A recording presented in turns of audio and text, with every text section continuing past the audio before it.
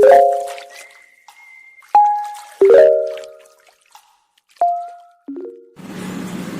Duratun Nafisa Basra, NIM 135, akan menjelaskan tentang kontribusi psikologi pendidikan terhadap pengembangan kurikulum. Kajian psikologi pendidikan berkaitan dengan pengembangan kurikulum pendidikan, terutama dengan aspek perilaku dalam belajar mengajar. Kurikulum sendiri memiliki pengertian, ialah rencana perjalanan yang terpisah dengan tujuan, isi dan bahan pelajaran, serta fungsi sebagai pedoman penyelenggaraan program belajar. Sedangkan sistem kurikulum ialah sistem yang mengambil tindakan atau keputusan sebagaimana pada fungsi kurikulum. Sebagaimana kurikulum menjelaskan bahwa input atau masukan pada paduan-paduan untuk menjalankan fungsi kurikulum.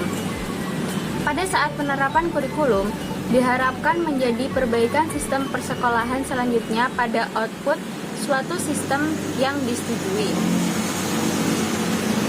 Dalam konteks pendidikan di Indonesia saat ini, kurikulum yang dikembangkan ialah berbasis kompetensi, yang intinya menekankan pada upaya pengembangan pengetahuan, keterampilan, dan nilai-nilai dasar yang direfleksikan dalam kebiasaan berpikir dan bertindak. Terima kasih. Wibowo, NIM 127, akan menjelaskan tentang aspek-aspek perkembangan kurikulum, yaitu kegiatan peserta didik dalam melakukan sesuatu konteks, pengalaman belajar peserta didik, hasil belajar learning outcomes, standarisasi kemampuan peserta didik, penyusun buku ajar, karakteristik psikologi peserta didik. Selanjutnya yaitu ada konsep kurikulum.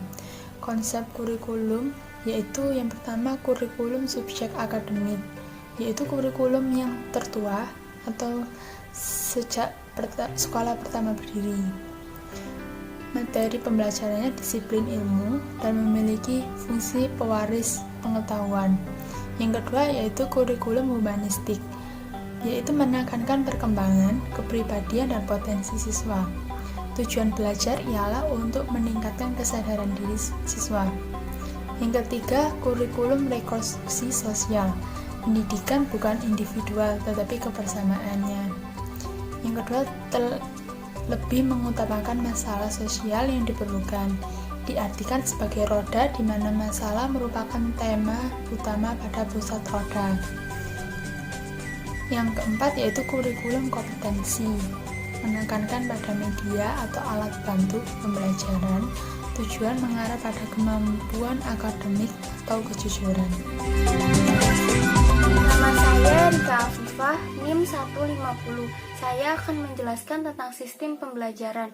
Kontribusi psikologi dalam dunia pendidikan menjadi dasar proses belajar atau teaching learning process antara guru dan siswa, terjadinya suatu kegiatan belajar mengajar. Manfaat sistem pembelajaran ada 3. Yang pertama, membantu mengembangkan peserta didik. Yang kedua, mengetahui potensi belajar siswa. Dan yang ketiga, mengetahui cara belajar.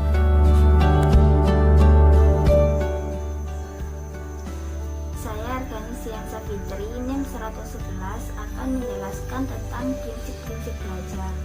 Prinsip-prinsip belajar ada 13. Yang pertama, memiliki tujuan. Yang kedua, tujuan akan kebutuhan kehidupan. Yang ketiga, siap akan tantangan. Keempat, belajar di tengah kesalahan. Yang kelima, mencoba hal baru. Yang keenam, belajar berbuat atau melakukan. Yang ketujuh, belajar keseluruhan atau tidak setengah-setengah. Yang kedelapan, berkehidupan sosial. Dan yang kesembilan, tekun. Ke-10, lebih mengutamakan tujuan utama ketimbang tujuan lainnya. Yang ke-11, bersyukur akan yang sudah berhasil. Yang ke-12, latihan dan ulangan. Dan yang terakhir, belajar akan pengalaman.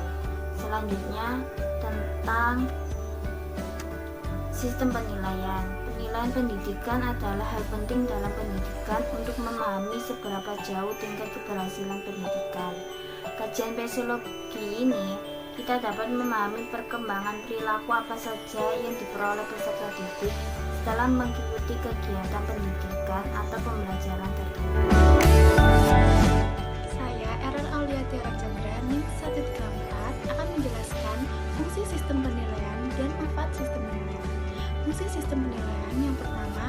informasi sejauh mana peserta didik telah menguasai. Yang kedua, menemukan kesulitan belajar setiap peserta didik. Yang ketiga, mengevaluasi hasil belajar peserta didik. Yang terakhir, menjadi kontrol bagi guru dan sekolah tentang kemajuan peserta didik. Manfaat sistem penilaian.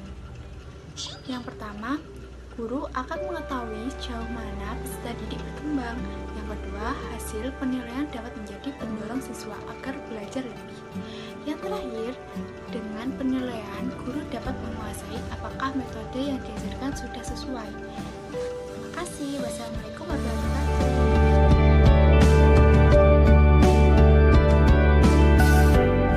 Dari materi di atas, dapat kita simpulkan bahwa psikologi pendidikan sangat penting bagi peserta didik dan juga guru. Hal ini dapat diterapkan oleh guru melalui teori-teori yang sudah ada sebelumnya. Terima kasih. Wassalamualaikum warahmatullahi wabarakatuh.